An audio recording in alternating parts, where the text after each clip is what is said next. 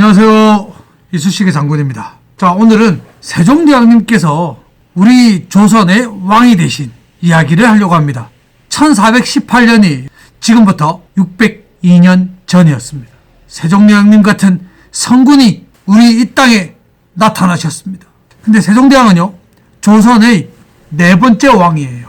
자, 여러분, 조선의 첫 번째 왕은 누구예요? 바로 태조 이성계입니다. 자, 고려라는 나라가 이제 조선으로 바뀌면서 저 고려의 함경도 함흥이라는 지역에 있었던 시골 장수였던 이성계가 조선의 신진 사대부였던 정도전이라는 사람과 만나서 두 사람이 힘을 합쳐서 나라를 세우게 됩니다. 그리고 개경에서 한양으로 천도를 하면서 새로운 궁궐도 짓고 새로운 나라를 만든 것이 바로 조선입니다. 이 조선을 세운 태조 이성계는 나라를 세우고 그의 아들 정종이 두 번째 왕이 되고, 그리고 또 그의 아들 태종 이방원이 다섯 번째 아들이죠. 조선의 세 번째 왕이 됩니다. 자, 그런데 그 이방원의 아들이 바로 세종대왕님이에요. 자, 세종대왕은 민본 사상에 의해서 백성들을 위해서 정치를 하게 된 거죠. 민본, 바로 백성이 근본이다. 백성들을 위해서 탄생한 것이 뭐냐면 바로 한글이라는 거예요. 훈민정음. 훈민정음, 백성을 가르치는 바른 소리라는 한글을 만들게 되신 거예요. 자, 여러분들, 세종대왕 이야기를 하자면 사실 수많은 엄청나게 많은 이야기가 있습니다만 그 중에 제가 오늘 얘기할 게 어떻게 해서 세종대왕이 왕이 되었는가. 자, 세종대왕은 몇째 아들이에요? 셋째 아들이에요. 태종 이방원이 왕이 되고 나서 첫 번째 해야 될 일이 뭐냐면 세자 책봉을 해야 됩니다. 왜냐하면 조선이라는 이 나라는 왕이 주인인 나라죠. 만약에 왕이 죽고 없으면 나라가 망하는 거예요. 그래서 이 왕이 죽었을 때 다음 이 나라의 주인을 정해주는 것이 세자 책봉이라는 것인데요. 태종 이방원은 왕이 되고 나서 그의 아들 중에서 적장자 첫 번째 아들에게 다음 왕위를 물려주기 위해서 세자 책봉을 합니다. 자, 첫 번째 아들은 양녕대군이라는 아들이었는데요. 이 양녕은 어릴 적부터 할아버지를 닮아서 말을 타고 다니면서 사냥하기를 좋아하고 술도 많이 마시고 여자하고 놀기도 하고 이렇게 해서 사실 세자로서의 부적절한 것들이 많았었어요. 자, 근데 세종대왕은 큰형 양녕대군, 다음에 효령대군, 다음에 충녕대군, 세 번째 아들이에요. 세자 책봉은 뭐 양녕이 했지만 나중에 결국은 양녕은 방탕한 생활 끝에 세자가 되지 못했어요. 왕이 되지 못했어요. 그래서 둘째 아들 효령은 뭐냐면 어릴 때부터 이 조선이라는 나라는 유교의 나라인데 불교에 심취해 있었어요. 그래서 매일 절에 다니고 그랬기 때문에 신하들도 아버지 이방원도 생각하기에 효령대군은 왕이 될 수 없을 거다라고 생각했는데 세종대왕이 되는 이 충녕대군은 어릴 때부터 출중했어요. 너무너무 책 읽기를 좋아했어요. 책을 너무너무 읽으니까 눈에 병이 생겼어요.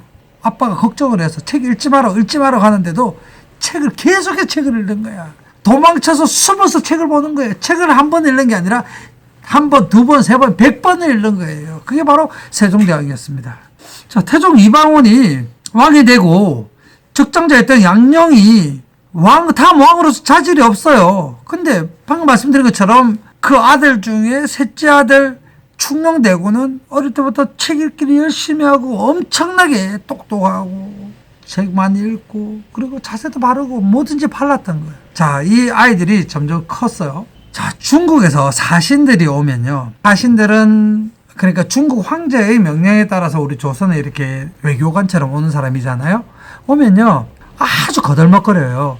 자, 자기가 황제의 심부름으로 왔기 때문에 왕을 만날 때 거들먹거리는데 그 사람들은 주로 사신들은 우리나라 사람인데 중국으로 귀화해서 중국 사람으로 살고 있는 사람들인데 그 사람이 우리나라에 왔을 때 그 사람들은 원래 직업이 뭐냐면 보통 환관, 옛날에 우리 궁궐에 있던 내시 같은 사람들이 중국으로 가서 중국 사신에 대해서 우리나라에 오니까 왕에게 얼마나 거들먹거리겠어요. 그래서 조선에 당시 태종 이방원은 또 그 전에 왕도 마찬가지고 중국에서 온 사신들을 왕이 직접 맞이하는 것보다 아들들에게, 세자들에게 이 사신들을 맞이해라라고 이렇게 해요. 근데 양녕대군은요, 큰아들은 사신들이 오면 제대로 대접을 못해. 자, 근데 사신들이 오는 대접을 셋째 아들인 충녕은 잘 얘기도 잘 듣고 얘기도 잘하고 그래서 잘 뒤져버려서 보내니까 신하들도 저 양녕보다는 충녕이 정말로 다음에 왕이 됐으면 좋겠다라고 생각했지. 아무도 그런 말을 못 꺼냈고, 그리고 또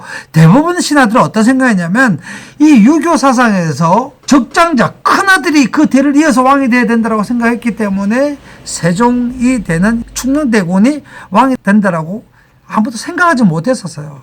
그런데 결국은 이 양녕이 너무나 왕으로서 자질이 부족하다 보니까 이 세종대왕이 되는 이 셋째 아들 충녕대군이 드디어 세자 책봉을 받게 돼서 1418년 8월에 드디어 조선의 네 번째 왕이 되는 겁니다. 자, 조선의 네 번째 왕이 된 이 세종은요, 아까 말씀드렸던 민본사상, 백성이 근본이 되고 백성들을 위한 그런 정치에 엄청나게 열심히 해서 이 조선을 잘 사는 아주 부자의 아주 훌륭한 나라로 만들었다는 거예요.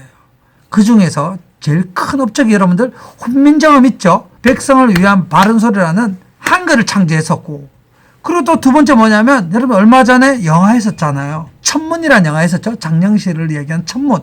그러니까 백성들이 먹고 사는데 아주 중요한 농사 짓는 방법들을 연구하는 과학 영농을 실천한 것이 바로 세종대왕. 그래서 조선의 과학이 엄청나게 발전하게 된 거예요. 그리고 또 뭘 했냐면 세종대왕께서 우리 백성들이 살아가는데 힘든 그런 복지를 아주 많이 넓혔던 것이 바로 세종대왕입니다. 오늘은 세종대왕이 어떻게 해서 왕이 됐는지 얘기를 하고요. 제가 다음 시간에는 이 세종대왕의 업적 중에 제일 첫 번째 훈민정음이 어떻게 해서 만들어지며 훈민정음이 우리에게 주은 것은 무엇인지를 알아보는 시간 또 갖도록 하겠습니다.